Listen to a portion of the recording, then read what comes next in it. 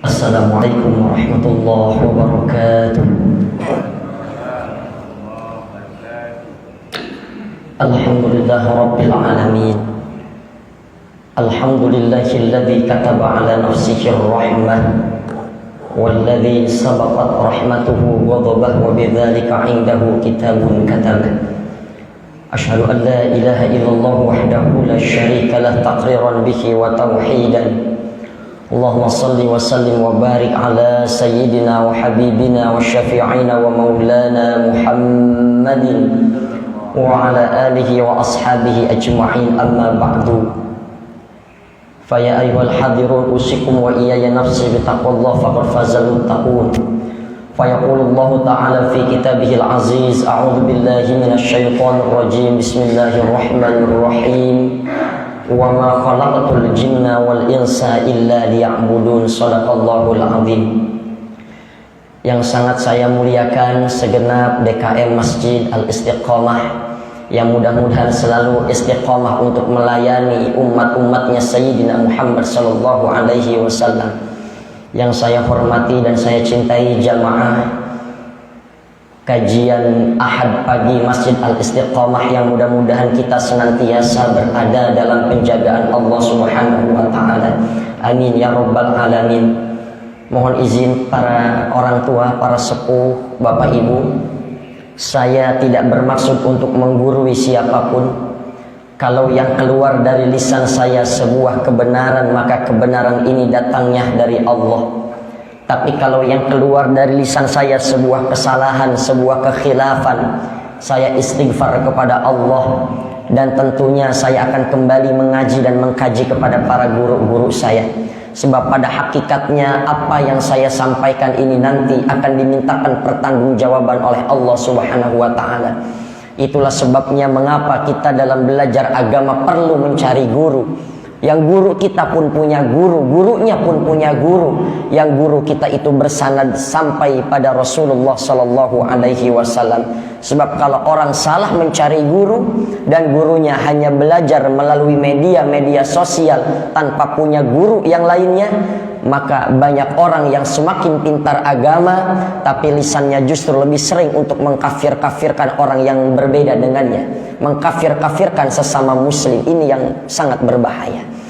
Bapak Ibu yang dimuliakan oleh Allah, tema kita adalah kesadaran diri menuju kesadaran pada ilahi.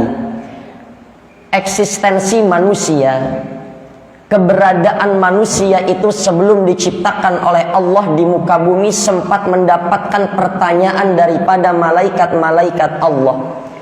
Jadi sebelum Allah menciptakan manusia, itu malaikat-malaikat Allah bertanya, wa idh qala rabbuka lil malaikati inni ja'ilun fil ardi khalifah. Mereka bertanya, ya Allah, hendak apa engkau menciptakan manusia sebagai khalifah di muka bumi ini? Qalu ataj'alu fiha may yufsidu fiha wa yasfiqud dima. Yang nantinya mereka punya potensi-potensi untuk berbuat kerusakan di muka bumi, terjadi pertumpahan-pertumpahan darah. Malaikat bertanya kepada Allah, untuk apa kita diciptakan oleh Allah di muka bumi? Maka merujuk pada surah Al-Baqarah ayat 30 tadi, pertanyaan malaikat itu menjadi pertanyaan besar juga buat kita. Untuk apa Allah menciptakan kita di muka bumi ini? Sebab kalau kita tidak tahu apa tujuan kita diciptakan oleh Allah di muka bumi, tentu kita akan kehabisan usia sebelum kita mengerti untuk apa Allah ciptakan kita di muka bumi ini. Banyak orang yang merasakan tidak khusyuk beribadah, banyak orang yang merasakan tidak nikmat beribadah, bahkan orang juga sama sekali enggan untuk beribadah. Karena apa? Karena dia belum mengenal untuk apa dia diciptakan dan siapa Tuhannya. Kita sering mendengar man arafa nafsahu faqad arafa rabbah. Siapa yang mengenal dirinya maka dia akan mengenal Tuhannya. Siapa yang kenal dirinya maka dia akan mengenal Tuhannya. Karena dalam tubuh kita ini terdapat tanda-tanda kekuasaan Allah. Kenapa orang merasa ibadah merasa tidak nyaman, merasa tidak tenang di masjid yang seharusnya dia tenang tapi gelisah? Karena dia tidak mengenal siapa yang dia sembah. Karena dia tidak mengenal betul siapa yang dia sembah. Logikanya, kalau kita berbincang-bincang dengan orang yang kita cintai selama 1 jam, selama 2 jam, itu perkataan-perkataan, perbincangan-perbincangan kita selama 2 jam akan terasa sebentar. Karena apa? Karena yang ada di hadapan kita adalah orang yang kita cintai. Begitupun kalau kita cinta kepada Allah, meskipun sholat kita ratusan rakaat, puasa sunnah kita rajin, zikir kita banyak, tidak akan terasa lelah, tidak akan terasa capek, karena kita punya rasa cinta kepada Allah Subhanahu wa ta'ala. Maka orang yang betul-betul cinta kepada Allah, dia akan tenang, dia akan istiqamah dalam beribadah kepada Allah. Insya Allah, mudah-mudahan jamaah Masjid Al-Istiqamah ini tergolong orang-orang yang cinta kepada Allah Subhanahu wa ta'ala. Ya. Karena majelis ilmu itu adalah hidayah yang cukup mahal, Bapak Ibu. Kita duduk kumpul di majelis ilmu ini adalah hidayah yang cukup mahal, yang jangankan orang-orang non-muslim, jangankan orang-orang kafir, saudara-saudara kita yang muslim saja belum mendapatkan hidayah untuk datang ke majelis ilmu ini. Padahal kata Nabi, kalau engkau menemukan taman-taman surga, duduklah engkau di dalamnya. Apa itu yang dimaksud dengan taman-taman surga? Yaitu adalah duduknya di majelis ilmu, disebut nama Allah, dipelajari ilmu-ilmu Allah. Itulah yang ditamakan dengan taman-taman surga. Bahkan dalam kitab Ihya Ulumuddin, Imam Al-Ghazali meriwayatkan sebuah hadis, siapa yang duduk di majelis ilmu, disebut nama-nama Allah, disebut nama Rasulullah, dipelajari ilmu-ilmu tentang Allah, maka Allah akan menyebut nama-nama kita semua yang hadir ini di hadapan malaikat-malaikat Allah. Jadi nama kita sedang disebut oleh Allah, dibanggakan di hadapan malaikat-malaikatnya. Bapak Ibu yang dimuliakan oleh Allah, siapa kita? Kita adalah manusia. Manusia ini adalah makhluk Allah yang Allah muliakan. Walaqad karramna bani Adam, dan sungguh kami telah memuliakan anak-anak Adam. Karena manusia itu sesuai dengan fitrahnya, Pak. Manusia kalau dia sesuai fitrahnya, maka Allah akan antarkan dia pada kemuliaan-kemuliaan sebagai manusia. Tapi kalau manusia sudah keluar dari fitrahnya, durhaka, membangkang atas perintah-perintah Allah, maka dia akan Allah kembalikan kepada tempat yang sangat rendah. Laqad khalaqnal insana fi ahsani taqwim. Allah menciptakan kita dalam bentuk yang sebaik-baiknya. Tsumma radadnahu asfala safilin. Tapi Allah akan kembalikan kita, Allah akan jatuhkan kita pada tempat yang rendah, asfala safilin. Yang dimaksud di sini adalah neraka akibat kedurhakaan kita kepada Allah. Dalam Al-Quran, kata manusia ini disebut setidaknya 5 kata dalam Al-Quran. Ada 5 bentuk kata untuk menyebutkan nama manusia. Yang pertama, manusia di dalam Al-Quran kadang disebut dengan kata bashar. Kata bashar dalam Al-Quran ini setidaknya disebutkan sebanyak 35 kali dalam Al-Quran. Contohnya, Qul innama ana basyarum mithlukum yuha ilayya. Dalam Al-Quran itu banyak sebuah kata yang tidak bisa diwakili dengan terjemahan Al-Quran. Sebab bahasa Arab itu sangat kaya sekali. Untuk menunjuk manusia saja setidaknya Al-Quran menggunakan 5 kata. Yang pertama tadi adalah bashar. Biasanya Imam Radib Al-Asfahani yang banyak menjadi rujukan untuk menerjemahkan kalimat atau kata-kata yang berbeda dalam Al-Quran. Ketika manusia disebut dengan kata bashar, itu untuk menunjukkan sisi kebutuhan biologis manusia. Jadi kalau Al-Quran menyebutkan kata bashar di dalamnya, itu menunjukkan bahwa manusia ini secara biologis butuh makan, butuh minum, butuh menikah, butuh untuk mencukupi kebutuhan hidup. Maka Al-Quran menyebutkan dengan kata bashar. Contohnya, Qul innama ana basyarum mithlukum yuha ilayya. Kata Allah, "Qul innama ana basyarum mithlukum yuha ilayya." Katakanlah olehmu ya Muhammad bahwa aku ini Rasulullah Muhammad sallallahu alaihi wasallam basyarum mithlukum. Aku pun sama manusia seperti kalian. Ana basyarum mithlukum yuha ilayya. Aku ini pun manusia seperti kalian, cuma bedanya aku diberikan wahyu oleh Allah.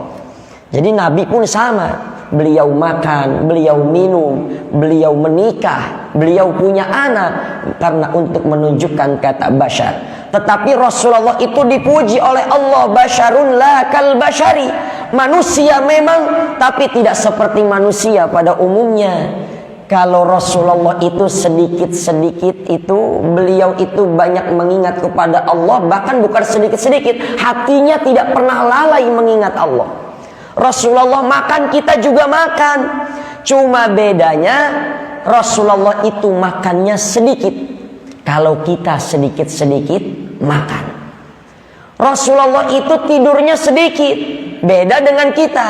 Kita sedikit-sedikit tidur. Itulah kita. Makanya Rasulullah itu basyarun la kal basyari. Contohnya lagi apa? Rasulullah itu keringatnya sangat wangi. Ada seorang mubalik mengatakan keringatnya Rasulullah wangi, ini cuma dongeng. Oh tidak, ini diriwayatkan dalam kitab Imam Al-Bukhari, hadisnya sahih, bahwasannya ketika Rasulullah sallallahu alaihi wasallam tertidur di rumah Anas bin Malik. Anas bin Malik punya orang tua Ummu Sulaim. Ketika Rasulullah tertidur, keringat Rasulullah bercucuran, dan keringat Rasulullah yang bercucuran itu diambil, dielap, dimasukkan ke dalam botol oleh Ummu Sulaim. Rasulullah bertanya, "Wahai Ummu Sulaim, untuk apa engkau memasukkan keringat itu ke dalam botol?" Kata Ummu Sulaim, "Ya Rasulullah, aku menjadikan keringatmu ini sebagai parfum, sebagai bahan wewangian." Botol yang digunakan untuk menyimpan keringat Nabi, kata Habib Najib di Bekasi, beliau mengatakan botol itu sekarang masih ada di Abu Dhabi dan masih mengeluarkan bau-bau harum karena bekas disimpannya keringat Rasulullah sallallahu alaihi wasallam.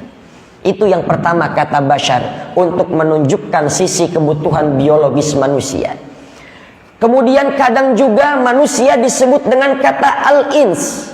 18 kali Al-Quran menyebutkan kata al-ins. Kalau disebutkan kata-kata al-ins, biasanya berpasangan dengan kata-kata al-jin. Walaqad dzara'na li jahannama katsiran minal insi wal jin. Ya. Kalau disebut kata ins, berarti berpasangan dengan jin. Kenapa setiap kata ins ini berpasangan dengan kata jin? Untuk menunjukkan bahwa al-ins, manusia itu punya potensi-potensi untuk jinak, untuk tunduk patuh kepada Allah. Lawan kata al-ins adalah jin yang punya karakter-karakter liar, yang punya karakter-karakter buas. Jin itu punya potensi yang sangat buas, tapi manusia punya potensi-potensi untuk tunduk dan patuh kepada Allah. Tapi kenapa manusia itu bisa menjadi buas? Bahkan manusia kalau sudah buas, dia melebihi buasnya binatang buas. Apalagi sekarang kita sudah memasuki zaman jahiliyah modern. Syekh Amir Saqib Arsalan dalam karya beliau, "Limadza ta'akhkharal muslimuna wa taqaddama ghairuhum?" Mengapa umat Islam ini mengalami kemunduran, tapi umat-umat di luar Islam ini mengalami kemajuan yang sangat luar biasa? Bukan Islamnya yang mundur, tetapi umat Islamnya yang mundur. Karena apa? Kata Syekh Amir Saqib Arslan, karena setiap amalan-amalan, perintah-perintah Allah, perintah-perintah Rasul-Rasulnya itu sudah tidak dijalankan oleh pemeluk-pemeluk agama Islam. Betul kalau dikatakan sekarang kita sudah memasuki zaman jahiliyah modern, Bapak Ibu. Kalau dulu Fir'aun itu akan membunuh bayi laki-laki yang hidup. Tunggu hidup dulu baru dibunuh. Sekarang berapa banyak praktek-praktek aborsi, bayi yang masih ada dalam kandungan sudah dibunuh. Itu sudah lebih parah. Dulu manusia jahiliyah menyembah berhala.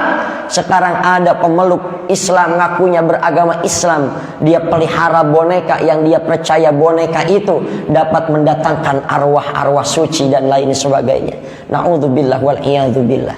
Ini zaman jahiliyah modern. Barangkali zaman dulu tidak ada ayah memperkosa anak kandungnya. Sekarang berapa banyak berita-berita kejahatan seorang ayah menghamili anak kandungnya sendiri. Maka betul kalau dikatakan inilah zaman jahiliyah modern. Jadi ketika Al-Quran menyebutkan kata al-ins itu berpasangan dengan kata jin, karena manusia punya potensi untuk tunduk patuh kepada Allah, tapi jin ini punya potensi untuk membangkang atas perintah-perintah dari Allah.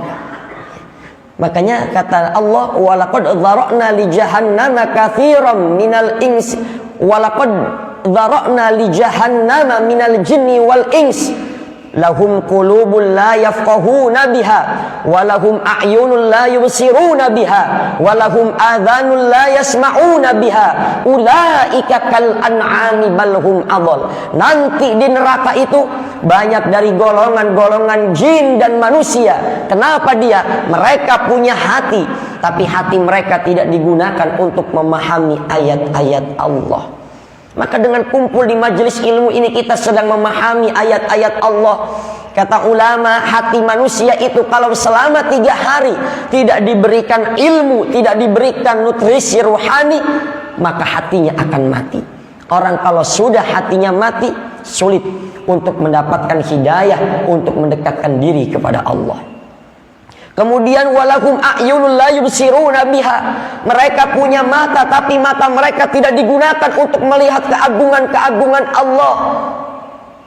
Walahum adhanul la yasma'una biha. Mereka punya telinga, tapi telinga mereka tidak digunakan untuk mendengarkan ayat-ayat Allah. Makanya sepertiga dalam Al-Quran itu berisi kisah-kisah umat-umat terdahulu, umat-umat yang Allah muliakan, umat-umat yang Allah azab. Untuk apa? Agar manusia membuka mata, mendengarkan dengan baik bagaimana kaum-kaum terdahulu diazab oleh Allah akibat kedurhakaan mereka kepada Allah. Punya telinga tidak digunakan untuk mendengar. Ulaika kal an'ami bal hum adall. Orang yang seperti ini kata Allah, mereka lebih hina daripada binatang ternak. Karena kalau kita lihat binatang makan, kita makan. Binatang minum, kita juga minum. Binatang tidur, kita juga tidur. Tetapi justru yang membuat manusia itu mulia, Allah berikan akal kepada kita, Allah berikan panca indera yang begitu sempurna kepada kita untuk menangkap sinyal-sinyal hidayah dari Allah Subhanahu wa ta'ala. Banyak orang-orang yang sudah mendengar suara adzan as-salatu khairum minan naum. Sebagian orang-orang sudah terbangun menunaikan kewajibannya, tapi sebagian lain ada yang tertidur sampai nanti bangun jam 8, jam 9, dipanggil dengan panggilan Allah mereka tidak terbangun. Maka orang-orang yang seperti ini ulaika kal an'ami bal hum adall. Mereka lebih hina daripada binatang ternak. Kalau ada kebakaran saja kita siap-siap lari, panik untuk menyelamatkan diri. Pada hari Jumat atau hari Sabtu ya, ada gempa bumi itu ya. Hari apa tuh ya? Ada gempa. Hari Jumat ya, terjadi gempa bumi. Sebagian orang dari kantornya, dari rumahnya dia menyelamatkan diri. Kenapa? Karena takut dengan goncangan itu. Kalau dengan gempa bumi yang begitu kecil saja kita takut membuat kita menyelamatkan diri, maka bagaimana mungkin kita tidak takut dengan ancaman-ancaman Allah? Kita ini seringkali takut kepada makhluk-makhluk Allah, tetapi kita lupa untuk takut kepada Allah. Kita takut kepada gempa bumi manusiawi, tapi terkadang takutnya kita tidak mengantarkan kita untuk semakin takut kepada Allah. Sama gempa bumi kita takut berlomba-lomba menyelamatkan diri. Maka seharusnya begitu ketika kita mendengar panggilan Allah, seharusnya kita penuhi, kita tunaikan panggilan Allah itu. Dipanggil dengan seruan muadzin, kita susah untuk hadir ke masjid. Tapi bagaimana kalau kira-kira yang manggil itu isinya pembagian sembako? Assalamualaikum warahmatullahi wabarakatuh. Bapak Ibu, nanti di Masjid Al-Istiqomah Bangun Reksa akan diadakan pembagian sembako dan bantuan sosial 600.000. Diambil dari jam 3 sampai jam 5 subuh. Itu jam 3 tuh Pak. Dari jam Isya, dari jam 7 udah pasang alarm tuh. Anaknya dikomandoin, suaminya dikomandoin. Buat apa? Buat ambil bantuan sosial. Cuma untuk mendapatkan bantuan sosial yang nikmatnya sesaat, orang rela berbondong-bondong ke masjid, ke tempat-tempat pengambilan bantuan sosial. Tapi dipanggil dengan seruan Allah, hayya 'alas shalah, hayya 'alal falah, mari kita sholat, mari kita menuju kemenangan. Tidak semua orang mau merespon panggilan-panggilan Allah itu. Kita beruntung tergolong orang-orang yang masih Allah berikan hidayah untuk menunaikan panggilan-panggilan Allah itu. Kemudian yang ketiga, manusia juga dalam Al-Quran kadang disebut dengan kata al-insan. Kalau tadi disebut dengan kata al-ins, sekarang disebut dengan kata al-insan. 65 kali kata al-insan ini muncul dalam Al-Quran. Kata al-insan ini digunakan untuk menunjuk bahwa manusia adalah makhluk yang sempurna yang Allah berikan akal kepadanya untuk berpikir. Yang dengan akal itu seharusnya dapat mengantarkan dia untuk beriman kepada Allah, untuk mentadabburi ayat-ayat Allah. Sebagaimana ada istilah Rasulullah itu insanun kamil, Rasulullah itu manusia yang sangat-sangat sempurna. Atau dalam Al-Quran dikatakan laqad khalaqnal insana fi ahsani taqwim. Kata al-insan 65 kali dalam Al-Quran disebutkan. Salah satunya laqad khalaqnal insana fi ahsani taqwim.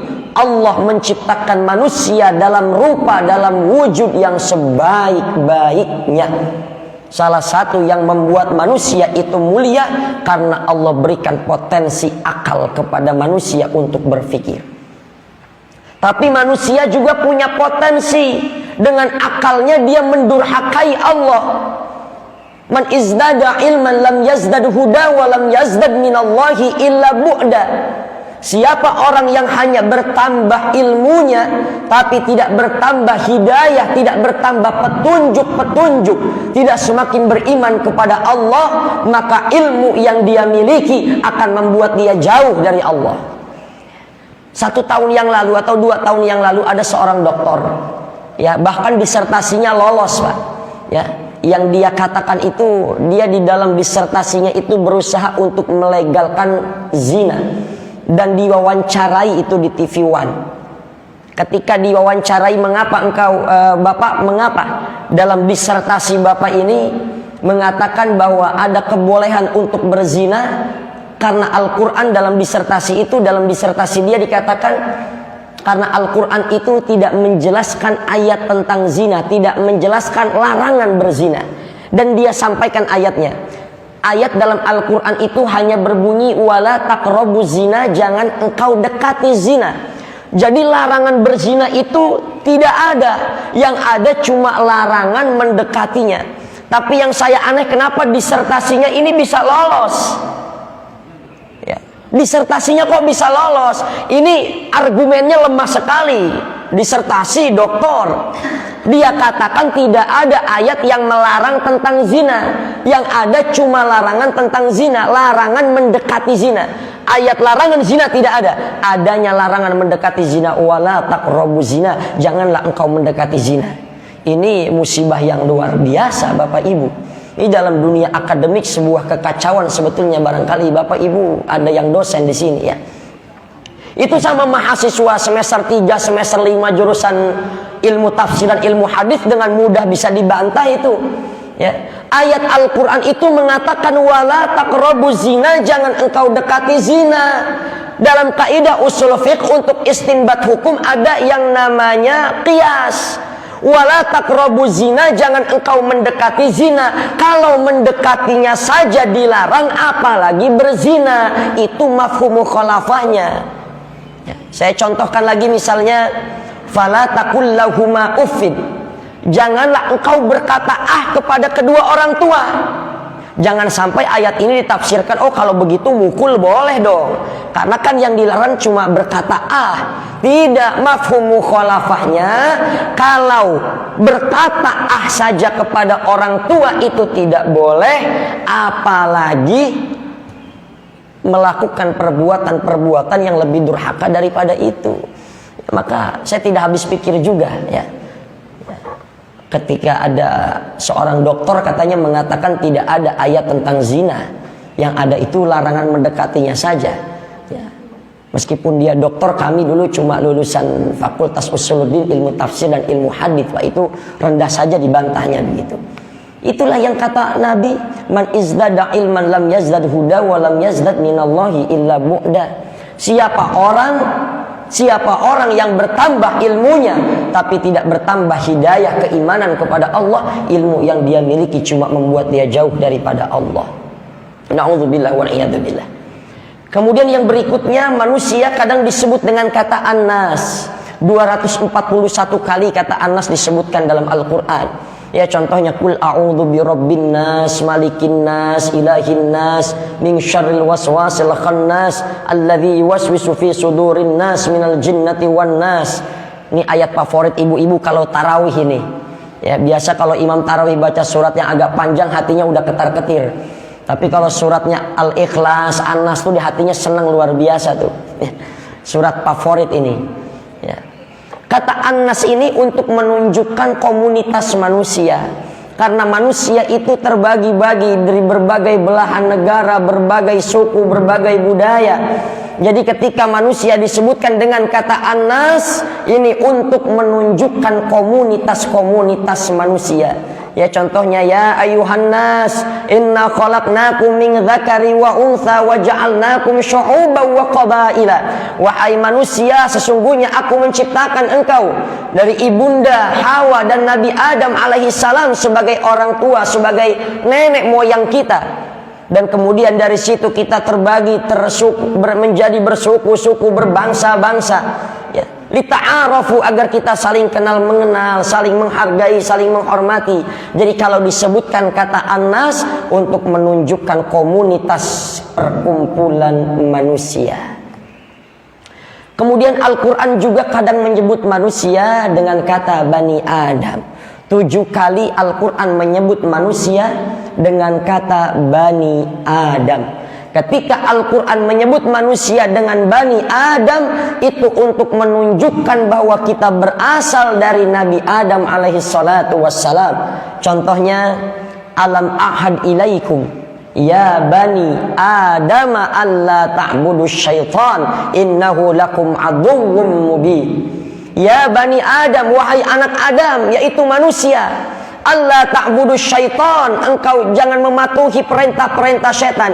Jadi ketika Al-Quran menggunakan kata Bani Adam untuk mengingatkan kita bahwa kita berasal dari tulang sulbinya Nabi Adam, turun-temurun sampai menjadi kita, tetapi diingatkan juga Nabi Adam dulu dimusuhi oleh syaitan, dan syaitan itu dari dulu sudah menyatakan permusuhannya kepada manusia, sehingga salah satunya dalam ayat tadi, Allah ta'budu syaitan, janganlah engkau patuh atas perintah-perintah syaitan. Jadi kan sebetulnya manusia itu hanif, manusia itu asalnya lurus, Pak, punya potensi untuk beriman, bertakwa kepada Allah. Tapi karena godaan-godaan syaitan, itulah yang menyebabkan manusia durhaka kepada Allah Subhanahu wa ta'ala. Makanya kata Imam Al-Ghazali dalam karya beliau Minhajul Abidin, itu ada 4 penghalang yang membuat manusia itu jauh dari Allah. Ada 4 penghalang yang membuat manusia itu durhaka kepada Allah, sehingga karena kedurhakaannya mereka enggan taat kepada Allah. Yang pertama itu adalah godaan-godaan syaitan. Maka untuk berlindung dari godaan syaitan itu, kita minta tolong, minta petunjuk kepada Allah Subhanahu wa ta'ala.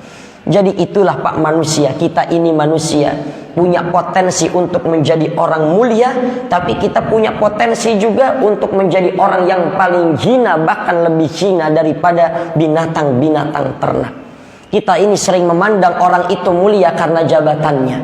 Kita sering memandang orang itu mulia karena kekayaannya. Kita sering memandang orang itu mulia karena pakaiannya. Padahal di sisi Allah itu inna akramakum indallahi atqakum. Yang paling kaya, yang paling mulia di sisi Allah itu inna akramakum, yang paling mulia di sisi Allah itu adalah orang-orang yang bertakwa kepada Allah. Maka kita ini terlihat mulia kadang bukan karena kita orang mulia beneran. Saya berada di sini terkadang bukan karena saya orang pinter, bukan karena saya orang alim, karena Allah sedang tutup aib-aib kebodohan saya. Barangkali saya terlihat mulia di sini itu bukan karena saya memang betul-betul orang mulia, tapi saya sedang ditutupi kekurangan-kekurangan saya oleh Allah. Kita pun semua sama. Kita terlihat mulia terkadang bukan karena kita betul-betul orang mulia, tapi Allah sedang tutupi aib-aib kekurangan kita. Maka kata Syekh Nawawi Al-Bantani, sebodoh-bodohnya manusia adalah orang yang sudah Allah tutupi aib-aibnya, tapi justru dia menceritakan aib-aibnya sendiri di hadapan orang lain, yang padahal Allah sudah tutupi aib-aib dia. Jadi banyak orang nih, ada beberapa orang kalau nggak sholat, wah aneh tadi kesiangan, aneh nggak sholat subuh, semalam habis bergadang. Enggak sholat subuh dia ceritain ke temennya. Itu kan namanya menceritakan aib-aibnya sendiri. Jadi nggak boleh, kata Syekh Nawawi Al-Bantani, kita jangan menceritakan aib-aib kita itu di hadapan orang lain. Kalau kita banyak aib-aib kekurangan kita, jangan kita ceritakan aib-aib orang lain di hadapan orang lain. Ya. Ibu-ibu solehan semua di sini, Pak. Kadang ibu-ibu di luar sana tuh kalau belanja sayur, belanjanya 5 menit, ngobrolnya setengah jam. Ya. Aib suaminya habis dijelek-jelekin tuh, Pak. Sama bapak-bapak di luar sana juga banyak tuh main catur tapi sambil jelek-jelekin istrinya, Pak. Ya. Kalau bapak-bapak di sini soleh semua nih, Pak. Nanti di surga disambut sama bidadari-bidadari surga. Ya.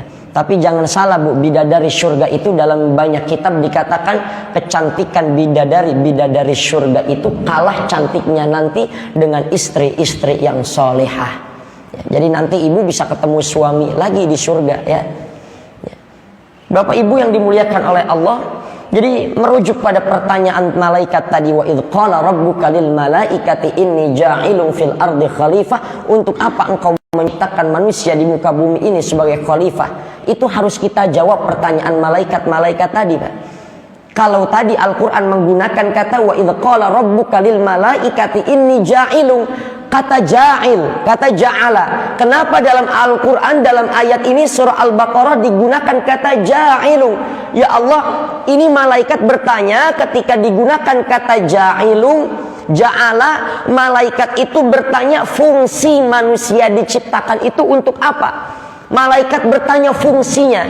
Tapi dalam ayat lain dikatakan wa idh qala rabbuka lil malaikati inni khaliqun bashar. Kalau kata khaliq ini ditunjukkan untuk Allah mengagungkan dirinya di hadapan malaikat. Allah mengagungkan zatnya.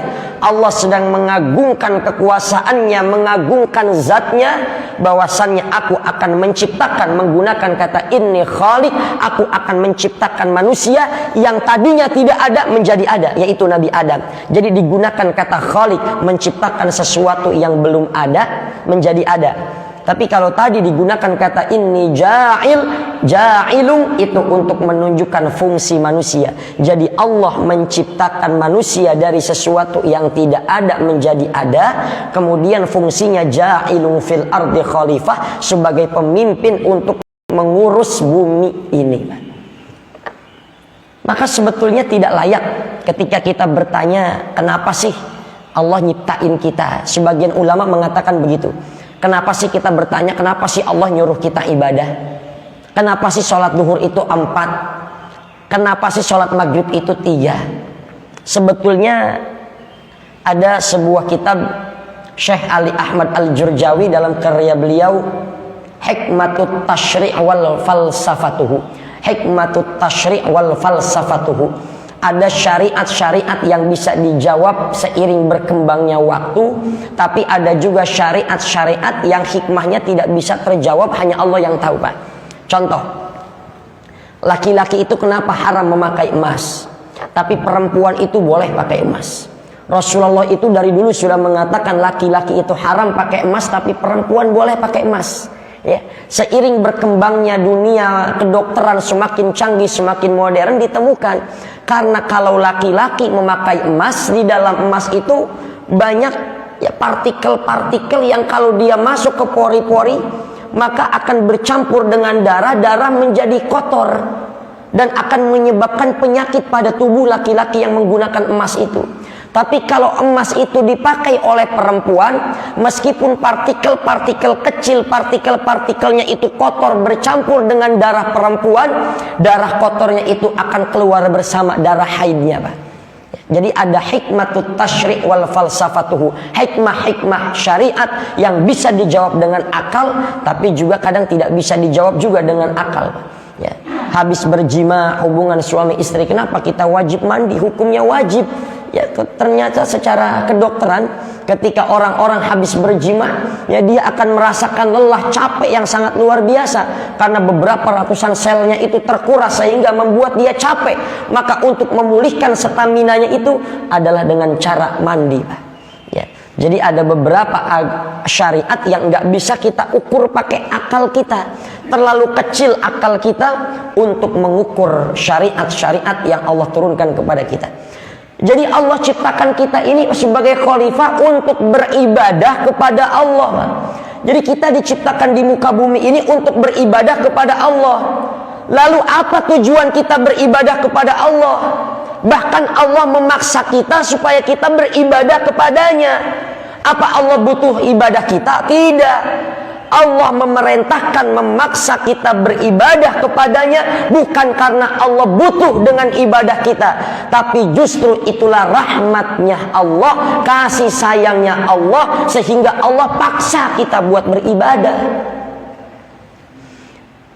Kita suka maksa anak kita makan minum bukan karena kita nggak sayang, bahkan kita pukul kalau anak kita nggak mau makan. Pukulan kita itu kepada anak kita karena kita sayang supaya dia mau makan. Kita larang anak kita agar tidak bermain pisau bukan karena kita tidak sayang, justru khawatir anak kita terluka karena pisau sehingga kita larang dia untuk tidak bermain pisau.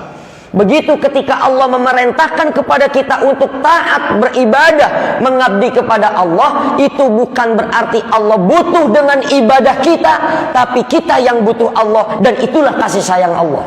Dan justru ketika Allah melarang kita bermaksiat, berjudi, berzina dan lain sebagainya, itu adalah tanda bahwa Allah sayang kepada kita. Seringkali kita memandang Allah dengan prasangka buruk kita.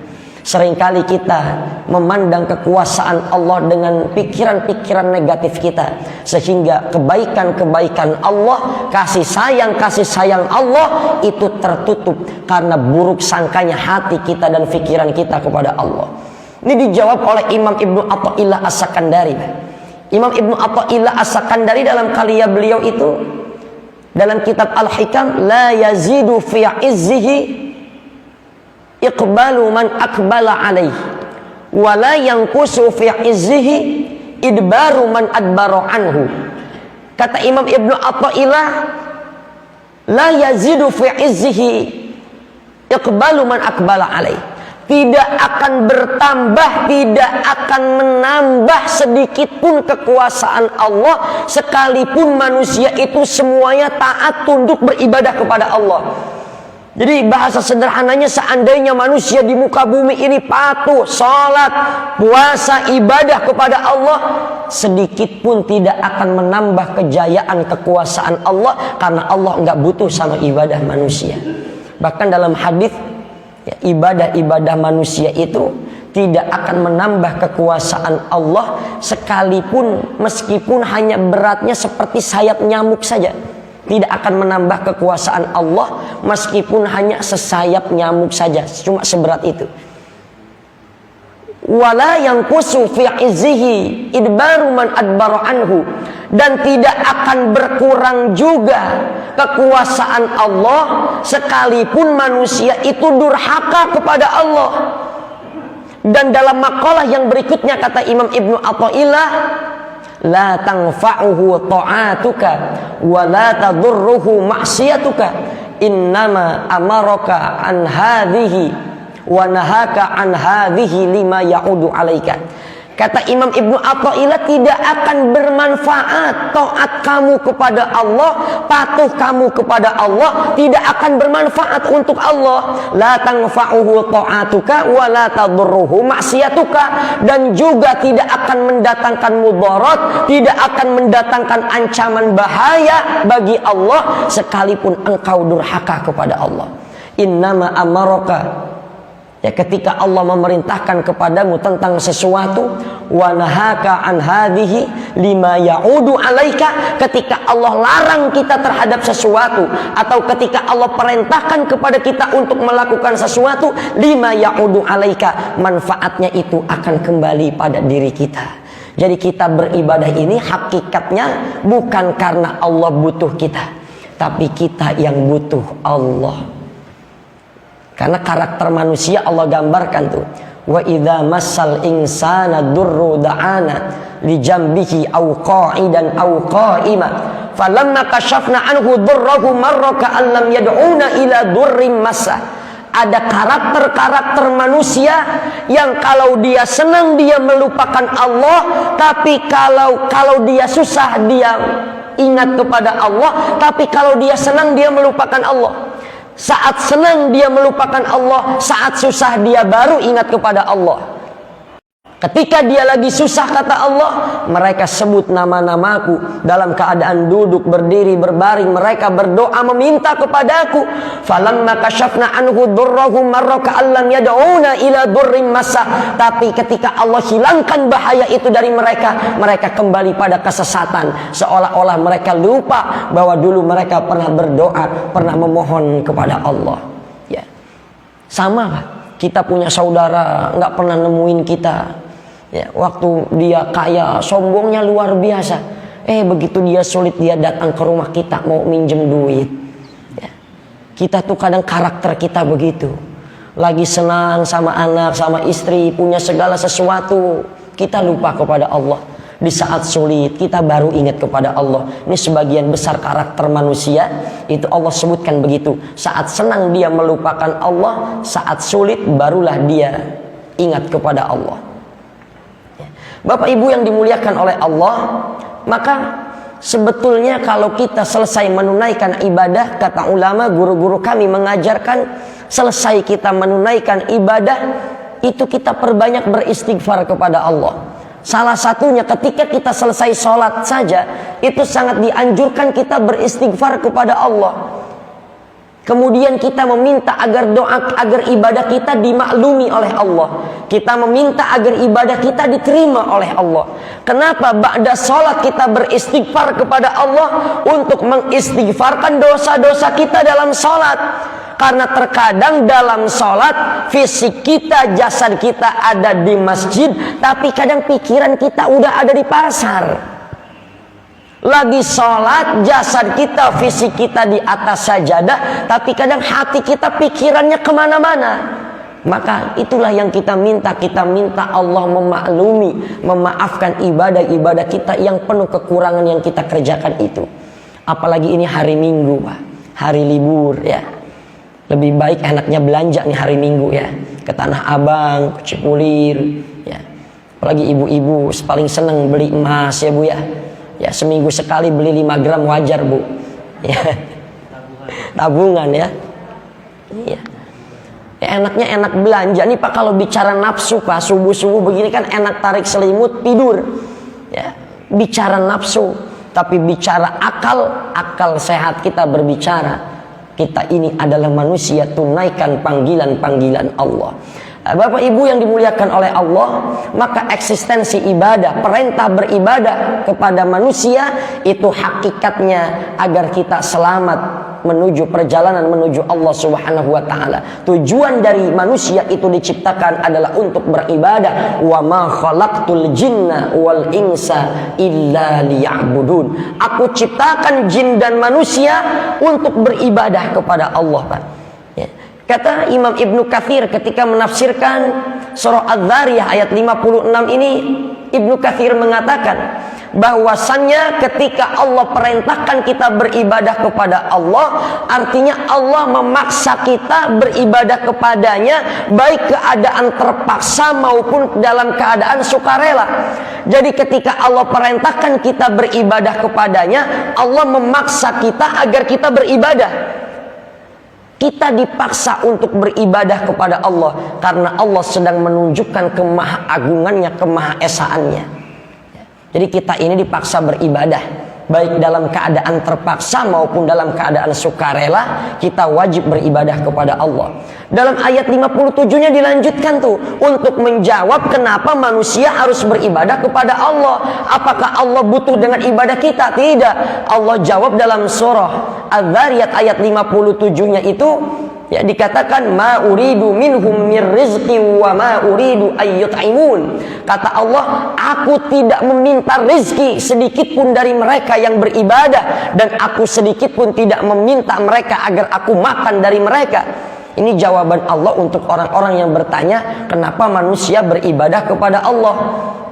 Maka kata Allah, aku tidak meminta balasan apapun dari manusia yang beribadah, tapi justru akulah yang memberikan rezeki untuk mereka, akulah yang akan memberikan balasan yang sempurna kepada mereka di akhirat.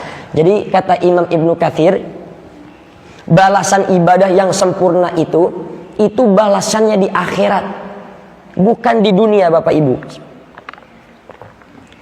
Jadi kalau kita tahajud, kalau kita sholat sunat duha, itu yang dibalas di dunianya cuma beberapa persen saja. Tapi yang sempurnanya nanti dibalasnya di akhirat. Ya. Sebab ada orang-orang yang beribadahnya itu niatnya bukan karena Allah. Apalagi anak-anak muda sekarang kan gak pengen dibilang gemuk. Apalagi yang perempuan, pengennya dibilang kurus saja kurus. Meskipun beratnya sudah 60, tetap aja nggak pengen dibilang gemuk dia. Ya, boleh nggak puasa niatnya diet? Nah, biasanya begitu tuh. Ya, puasa tujuannya buat diet, Pak. Ya, sebetulnya ibadah itu harus mukhlishina lahuddin, harus betul-betul murni kepada Allah. Tapi sebagai sebuah starting point untuk permulaan beribadah, ya silahkan saja. Ya.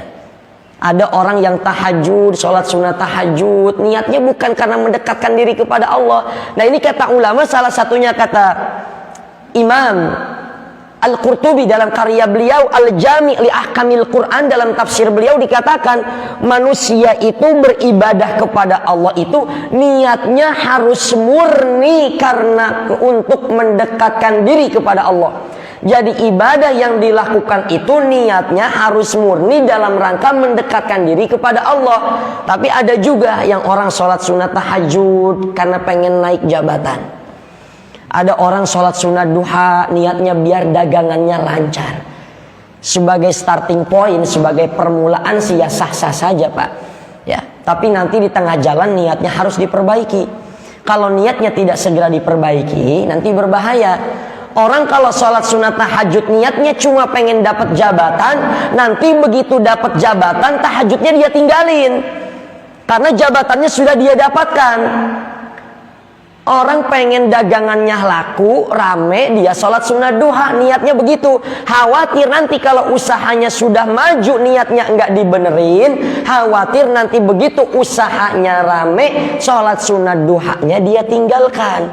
Tapi orang yang niatnya taqarrub ilallah, untuk mendekatkan diri kepada Allah, orang-orang yang seperti ini dalam kondisi apapun, susah ataupun senang, dia akan tetap taat beribadah kepada Allah. Mohon maaf Pak Ustadz Imam, sampai jam berapa? Sampai syuruk ya? Baik, sampai syuruk ya. Masih berapa menit lagi? 3 menit lagi kali ya. Baik. Bapak Ibu yang dimuliakan oleh Allah, maka balasan sempurna dari ibadah yang kita kerjakan itu nanti di akhirat.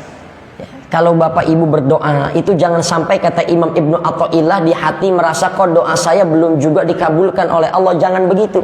Jangan begitu, karena nanti balasannya di akhirat.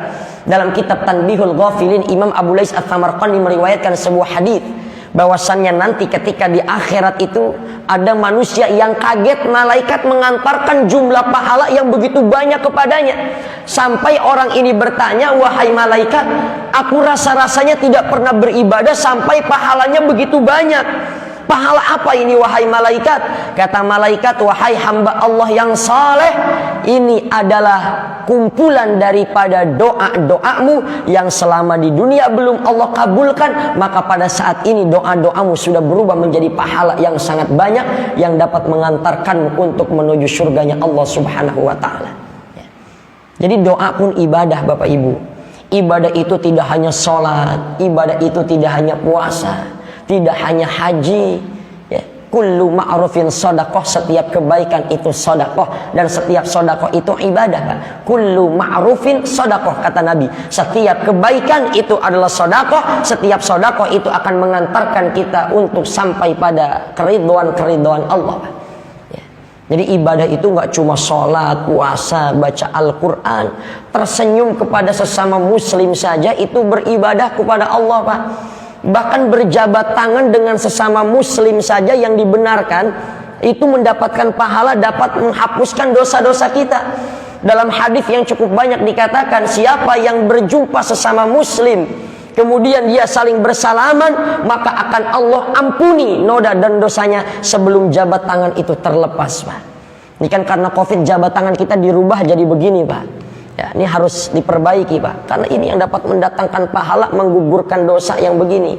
La tahqiranna minal ma'rufi syai'a walau an talqa akhaka biwajhin talikin. Jangan engkau remehkan kebaikan sekecil apapun. Jangan meremehkan ibadah sekecil apapun, meskipun hanya tersenyum kepada saudara-saudara kita.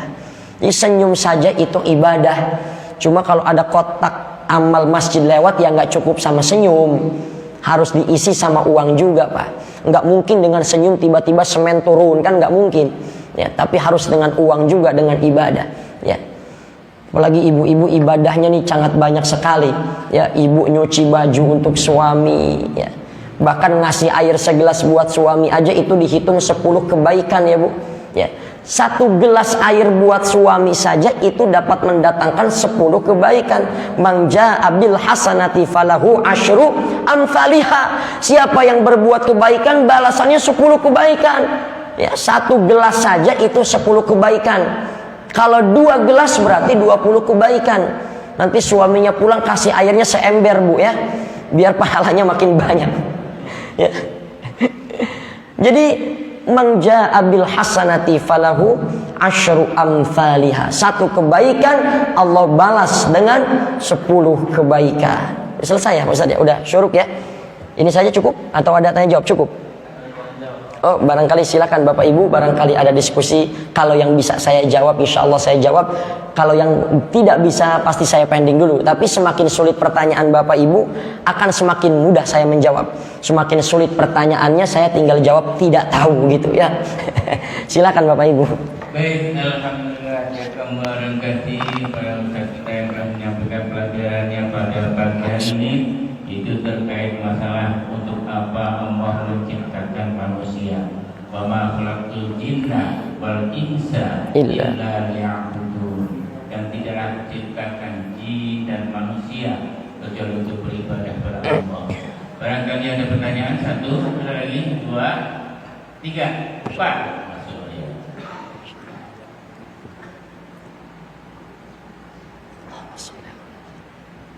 Assalamualaikum warahmatullahi wabarakatuh. Waalaikumsalam warahmatullahi wabarakatuh. Pertama yang ingin saya tanyakan, perbedaan jin,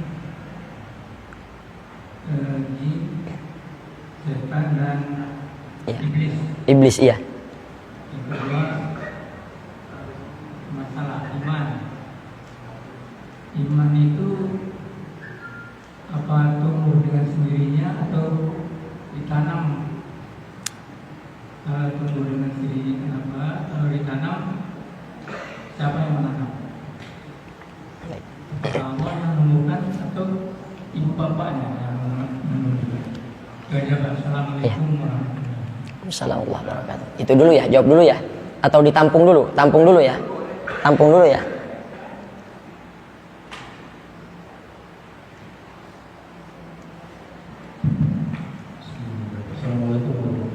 Waalaikumsalam warahmatullahi wabarakatuh.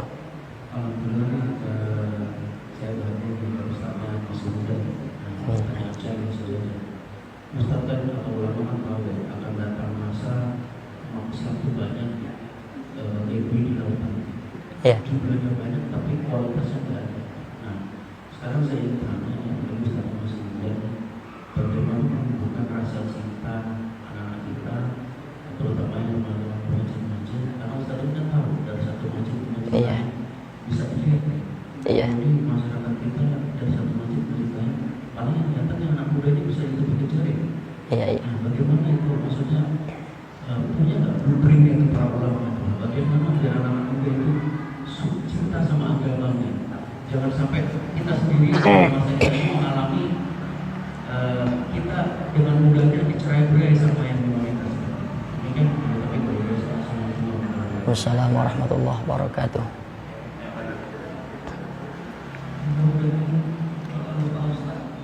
Iya. Assalamualaikum warahmatullahi wabarakatuh. Waalaikumsalam warahmatullahi wabarakatuh, Pak Haji. Iya. Iya, saya mau tanya, tadi Ustaz bilang Iya. 4 penghalang manusia untuk ibadah kepada Allah. Yang baru disampaikan hanya 1, setan.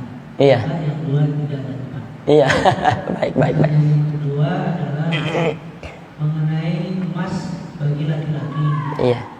Emas itu kalau laki-laki akan membuat racun dalam dirinya. Iya. Untuk perempuan dibolehkan karena akan keluar melalui haid. Iya. Bagaimana dengan ibu-ibu yang sudah menopause? Menopause apakah ibu-ibu nggak boleh pakai emas? Bukan kasih.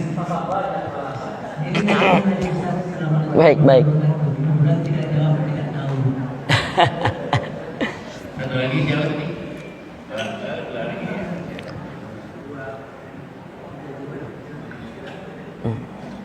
Ada sesuatu yang menarik Iya. terungkap dari apa yang Bapak katakan Iya. terkait disertasi yang dipertahankan di hadapan orang Promopetus, suatu lembaga pendidikan tinggi Iya. di Indonesia. Tentunya dalam konteks ini substansi yang dibutuhkan adalah berkaitan dengan adanya novotik, temuan baru dalam keislaman. Iya. Kalau Pak Ustadz aja bingung, apalagi saya Pak, melihat kondisi yang berkembang di negara ini, artinya yang menjadi pertanyaan skeptis saya adalah apakah yang diturunkan hanya dokter-dokter yang tanpa kualitas atau dalam arti hanya kuantitas yang dikejar, bukan kualitas. Karena ini berpengaruh terhadap umat. Terlebih ini substansi mengenai agama. Saya pernah diskusikan itu di lembaga tertentu. Ini sangat menyedihkan. Terima kasih. Menjadikan ya. Gimana pendapat Bapak? Baik. Baik, Ada lagi.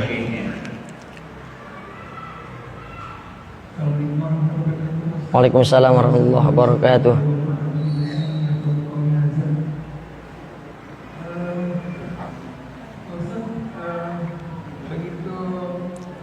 Begitu mulianya manusia ini diciptakan oleh Allah. Betul. Bagaimana sampai malaikat itu bertanya, kenapa manusia itu saya harus tunduk kepada manusia karena saya lebih mulia daripada dia. Saya disebutkan dari nur, dari cahaya, Iya. sedangkan manusia cuma dari Tanah. air. Kata setan juga begitu, saya lebih mulia dari api gitu. Tapi meskipun begitu, malaikat itu mengakui Allah dan setan itu jin itu juga mengakui Allah gitu. Tapi hanya jin itu mengingkari. Dan bagaimana jin itu diminta untuk tunduk kepada manusia sehingga rahmat Allah itu turun kepada manusia tersebut, Ustaz. Ya, baik. Dan memang manusia ini betul-betul dimuliakan sama Allah. Bagaimana pada saat pertama hidup itu dihembuskan roh Allah Betul. kepada kita. Makanya kita mempunyai akal, pikiran, dan kita berkreasi dan mempunyai segala macam perasaan bersalah, berdosa, kasih sayang, mantan lil alamin. Iya. Itu yang kita harus syukuri betapa ininya manusia gitu. Dan sekarang banyak sekali manusia juga mengingkari peringatan-peringatan dari Allah. Seperti Rasul bilang, terjadi gempa, terjadi banjir, terjadi longsor segala macam, itu peringatan kecil dari Allah. Dulu orang begitu takut begitu ada gempa segala macam. Sekarang itu hanya kayak running text, gempa di sini, banjir di sini segala macam, tapi tidak ada rasa ketakutan, tidak ada rasa apa yang malah terjadi kekufuran, dipasangkan saji-saji, malah kita mengingkari kekufuran kemakmuran itu malah kita disalahkan gitu. Bagaimana menyikapi hal ini Pak Ustaz? Itu saja. Assalamualaikum warahmatullahi wabarakatuh. Ya, baik. Yang Baik, pertanyaan yang pertama yang tadi dari Bapak itu ya di sebelah kanan saya antara jin dan iblis ya. Jadi perbedaan jin sama iblis ya kira-kira begitu ya. Iblis itu lahir dari kelompok jin Bapak Ibu. Jadi nanti di pembahasan berikutnya barangkali kalau ada kesempatan saya akan jelaskan apa itu jin, apa itu iblis, apa itu setan. Tapi secara singkatnya saja iblis itu berasal dari golongan jin. Jin yang ketika diperintahkan oleh Allah untuk bersujud menghormati Nabi Adam